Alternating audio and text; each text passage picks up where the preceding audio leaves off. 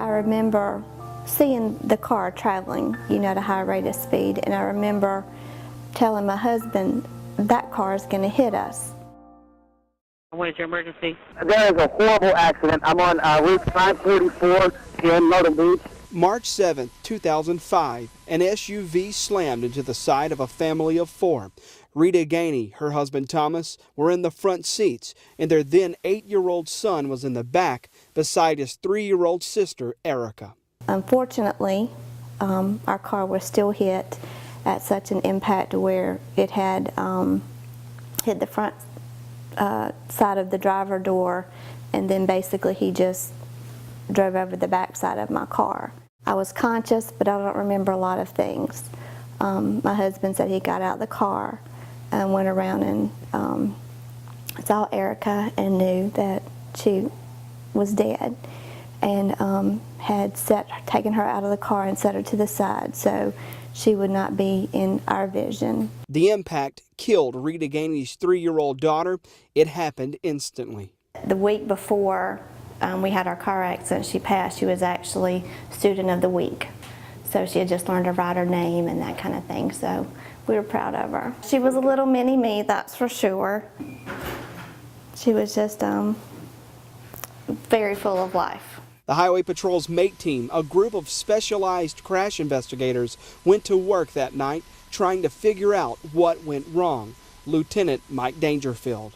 Only thing we had was what was on the scene, which again, it showed great speed, but it didn't show what the driver was doing within the vehicle. Dangerfield's investigators started looking into what sent Christopher Jones's Chevy across 4 lanes and into the side of the Bellamy's Dodge. The patrol found the Chevy's event data recorder, a device similar to airplane black boxes, and downloaded the data it captured. From just that data, we got the vehicle speed, and we found out that he was actually trying to increase his vehicle speed. The recorder shows exactly how fast Jones was driving and whether he applied any brakes seconds before impact. Troopers used the data to create this animation, which shows a real-life reconstruction of the impact.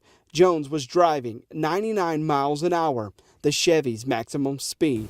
You can see just before impact, no, he's actually trying to speed up. He's giving it more throttle. The speed limit through there, I think it's 45 miles per hour. Troopers knew the crash was intentional and dug deeper. The MATE team found out just before the crash, Christopher Jones, a paraplegic, and his girlfriend had formed a suicide pact. But instead of killing themselves, the pair killed 3-year-old Erica Bellamy. Using the black box, the patrol did something it's never been able to do before. We were able to get a charge of murder. 1 year later, Christopher Jones pleaded guilty to voluntary manslaughter and is serving 21 years in prison. The paper from that day shows Solicitor Greg Hembry holding Jones's black box recorder, testifying about the story it told. This case, troopers say, set a precedent in crash investigations in South Carolina. In the past, we had to rely on what drivers or occupants told us or independent witnesses. Now we have data that we can look at. Had the Highway Patrol not been there and able to use the technology they were able to use, what would have been different with your case, do you believe, than where you are now? I don't think it may have been as a strong of a case. Again, that kind of spelled everything out. You can run, but you can't hide. There's information that's going to be there that can validate your story, validate the facts. Now, 8 years since the accident and a killer's plea, the family continues to live with what happened. Walker, who was sitting beside his sister that night, says losing his sister has motivated him. I will always do everything for her, just to knowing that she's up there looking down on me saying, hey, that's my brother, look what he's doing now.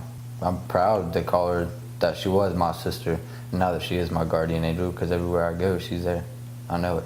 And when she walked into the room, you had to smile, She just had that kind of impact on people. And I think she would grown up to be a very successful young lady.